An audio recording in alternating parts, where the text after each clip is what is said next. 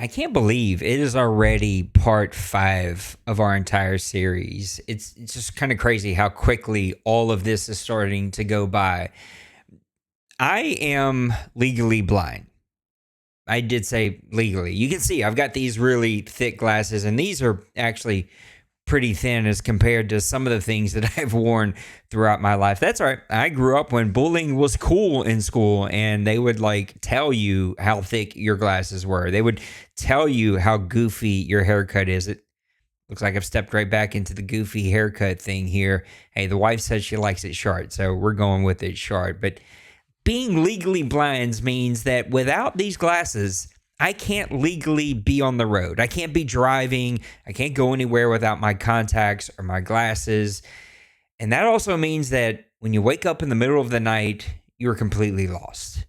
I can't tell you how many times I have woken up my wife in a complete panic, absolutely losing my mind because I am on the opposite side of the room trying to find my way to the room, trying to find my way to the door, trying to find my way to the restroom. Can't find myself, don't know where I'm at, lost as a goose, waking my wife up, completely panicked, trying to find my way through. She's got probably countless stories to tell you about. Luke chapter 24 is where we're going to pick up our series here today. We've got 2 more to walk through, and today is the disciples walking just as blind as I am if I take these glasses off. Blind as a bat. They can't see an absolute thing. You see, Jesus has found himself resurrected. The rumors are starting to spread, but the disciples don't fully know all of the truth of what's happening. As much as I am in a panic whenever I wake up in the middle of the night and I'm completely lost because I can't see an absolute thing. By the way, the wife likes it as pitch black as it can. You might as well be in outer space. I'm blind. I'm in panic. So are the disciples. Their leader had just been politically murdered. They're next. They know that they are next on the hit list. Rumors again are spreading that their leader has been resurrected, but the disciples have yet to experience this. Jesus shows up on this road as they're walking back to Jerusalem. They can't see him. They're walking right next to him, completely blind. Watch what the scriptures say here. Luke chapter 24, verse 16 through 18 says, "But their eyes were restrained so that they did not know him." They had no clue. They're talking with him, and he's like, what's this conversation that you're having with one another? Why are you so sad? What is wrong with you? And they're like, wait a minute. Are you the only one? Are you the only one in this entire area that has no clue what has happened these days? Do you not get it? Do you not see? Do you not understand? They're talking to him. He's the leader.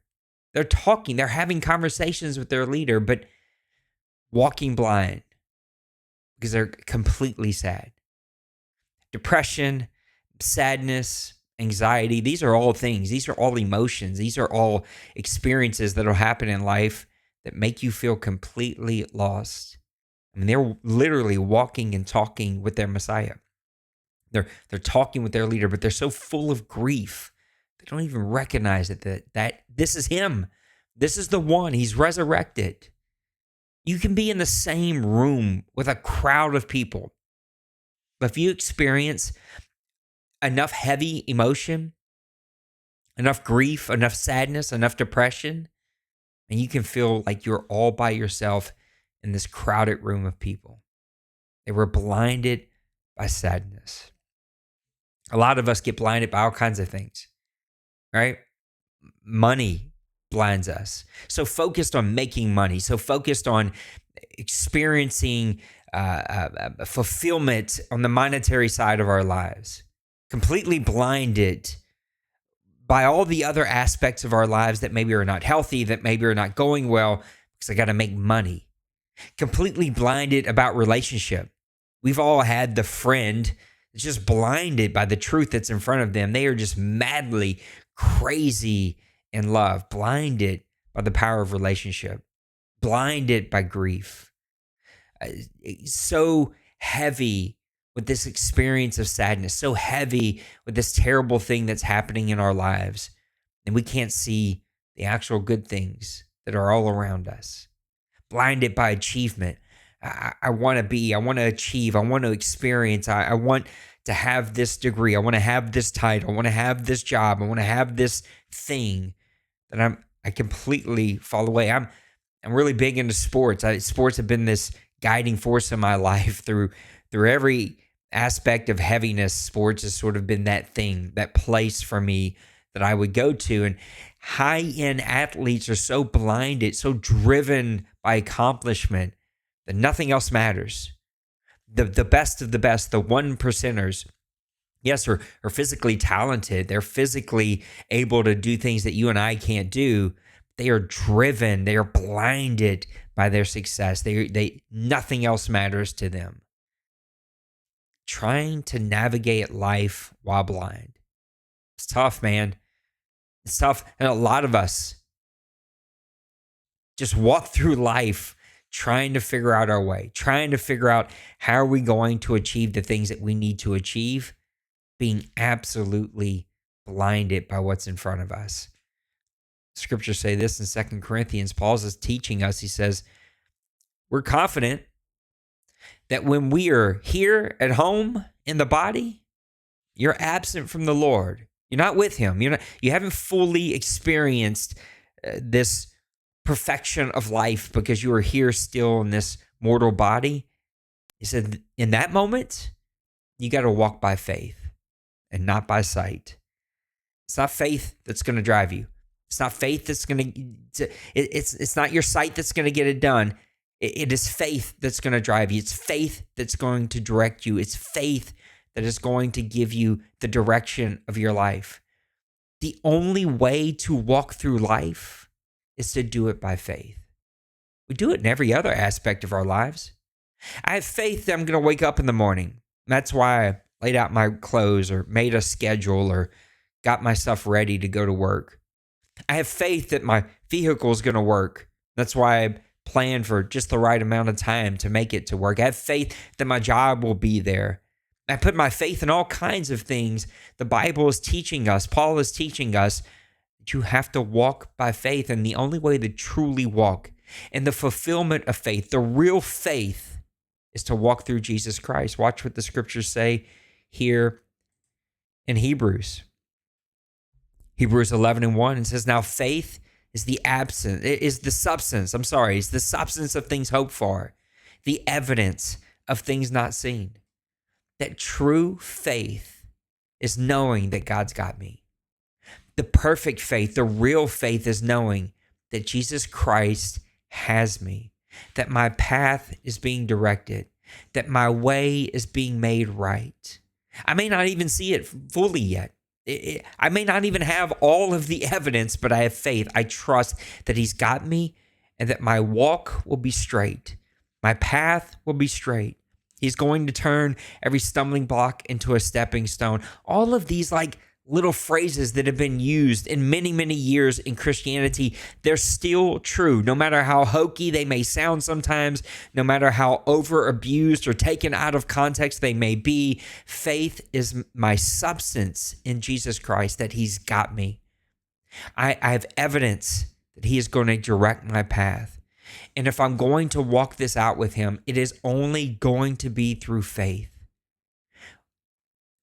I can only see clearly when I'm walking in faith. That being absent from Jesus Christ, I'm completely blind. Life is never going to go the direction I want it to go. I don't care how successful I show that I am. I don't care how successful, how many degrees, how much achievement I make, how much money I have in the bank, how great my relationships are. There's always going to be this God-sized hole missing in my life that can only be fulfilled whenever I'm walking in faith through him. I am completely blind unless I am with Jesus. And even with Jesus, sometimes I can't see him. And this is the heaviness that some emotions can bring into our lives. But the gospel is the good news. The gospel, the story of Jesus Christ, the price that he has paid, the resurrected Jesus Christ brings in good news into my life. Acts 2 26 and 18 says this. I can't read for some reason today. It's probably because these glasses are dirty. I'm blinded trying to read to you. He says to open their eyes. He's saying this is why we were sent. We were sent to preach the good news, to open the eyes in order to turn them from darkness to light and from power of Satan to God, that they may receive forgiveness of sins and an inheritance among those who are sanctified by faith in Jesus. When you have faith in Jesus, your eyes are open. The gospel saves. This is the truth, that Jesus brings faith into our lives by the price that he paid, that he laid down his life to pay for the payment of my sins, to give me faith, to open up my eyes, to open up my heart, and to allow me to walk the purest, straightest form of life in him. Faith pushes us forward, and our direction is crystal clear whenever my eyes have been opened through him. This is the good news of Christianity. This is the good news of the story of Jesus Christ. The gospel saves. The gospel is what allows me to experience him. The gospel is what awakens my faith in him, that allows him to pour his spirit into my heart. And though I am absent from him in this body, I can be filled with him in my heart. And when I am filled with him in my heart, man, all those other things open up. I'm no longer walking blind. I'm not like Nate without these glasses, who literally cannot read the scriptures that are 15 font, 17 inches from my face right now. I can't see anything anywhere unless it was right on top of me. But when I put my faith in Jesus, I see crystal clear. I see everything crystal clear. My way is straight. My faith is in him. And now my direction for my life is straight in front of me. Psalms 146 says it this way: the Lord opens the eyes of the blind. He raises those who are bowed down. The Lord loves the righteous. He loves us. He loves his people. He has laid down his life in order that the eyes of the blind will be opened up. The countenance, those who are bowed down, those who are beat down, those who are carrying heavy burdens all by themselves. God says, man, I'll take all that from you. I've paid the full price. It's free. It's here. It's available for you. You no longer have to walk life blind. You no longer have to walk through life blinded by achievement, blinded by grief, blinded by loss, blinded by relationships. No. God says, I'll make all of it crystal clear. You just have to put your faith in me. He desires to be my light.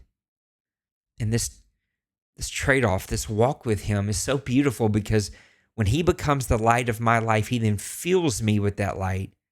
And then I become light to all of those around me. Once my path is directed, once my eyes are open, I can then help those who I'm walking alongside of. I can point them to the same source of light that now lives inside of me. He desires, he has paid the price to be my light, to direct my path, and to raise me up, even though I've been beaten down by life. Man, life is hard. It doesn't take long at all to get distracted and blinded by all of the things that are happening around us. It doesn't matter if it's social media or watching the news or trying to just provide for my family. All of it can blind us. All of it can distract us. All of it can feel like I am just a hamster on the wheel, running my little race, getting to the house at the end of the day, wondering what I just did for the rest of my time, wanting to get some food in my stomach and lay down because tomorrow I got to do it all over again. My purpose, my life feels like it lacks purpose. My life feels like it lacks direction. Jesus is just desiring to be with me, to trade that for faith, to trade that for a life in him, to trade that for a life that then has purpose It has intentionality. It has direction because now I can fully see. This is the life that he desires for us. As he walked along the side of the disciples, he told them, "What is this that you're talking about?" And they're like, "What do you mean? How do you not know?" And as they're talking with them, he begins to go a different direction, and their eyes were open. They seen him. It's Jesus. And he goes and he stays with them. He eats with them. He teaches them for the next 30 days. This is the life that Jesus desires to have with us. He is risen. And he offers us a life in faith through him where you no longer have to walk through life blind, but your eyes can be open. You can be lifted up, and God can give you a brand new life full of direction and purpose. That's my prayer for you today. To no longer walk blind, but to walk with him. Let me pray for you, Father. I thank you for your word today. I thank you that you are resurrected. And in that resurrection power, you offer us a brand new life, a life full of faith, a life full of direction, a life where our eyes are open, that we're no longer walking blind, whether that's by heavy emotions, whether that's by a drive to achieve, to succeed, whether it's some other distraction that has just completely overwhelmed us and caused us to be blind. You are the one that brings light into our lives, that brings deliverance into our lives, and that offers us a brand new life in Jesus Christ. I pray that we would experience that you would fill us with your light, that we would then allow that light to shine to those around us and help the others that we've been connected to, those that we have relationship or influence, that we would be another source to bring direction into their lives as we point them to you. I pray this all in Jesus' name. Amen. One more. We got one more to keep unpacking this walk series, and we're going to walk until we're finished. So next week, join me. We're going to talk about how do we finish, and how do we finish this thing the right way? How do we finish this thing the way that Jesus has laid out for us? If you need somebody to walk alongside of you, I want you to know we're here. This is the beautiful thing about the internet, about living in 2025 and technology, is that we have access to the gospel. We have access to his people, and we want to walk alongside of you. And so whether you're here near us or we can connect with you and point you towards someone that can support you, we are here to walk alongside of you. If this is your first time checking out a piece of our content, thank you. I appreciate you. Man, I am just a regular, normal Southern boy from the South who's just trying to walk this out with Jesus Christ. And anybody who can listen to me for the 15 or 18 minutes this video's been on, like, kudos to you. I am the donkey that spoke. That's what God did, and that's what Jesus has done in my life. And I just want you to know that our community here called Home Church, we are here to let you know there's a place for you where you're loved. There's a spot for you at the table with Christ. Today was our second to last message in this series as we talk about walking out this Christian life. How do we live this out every single day?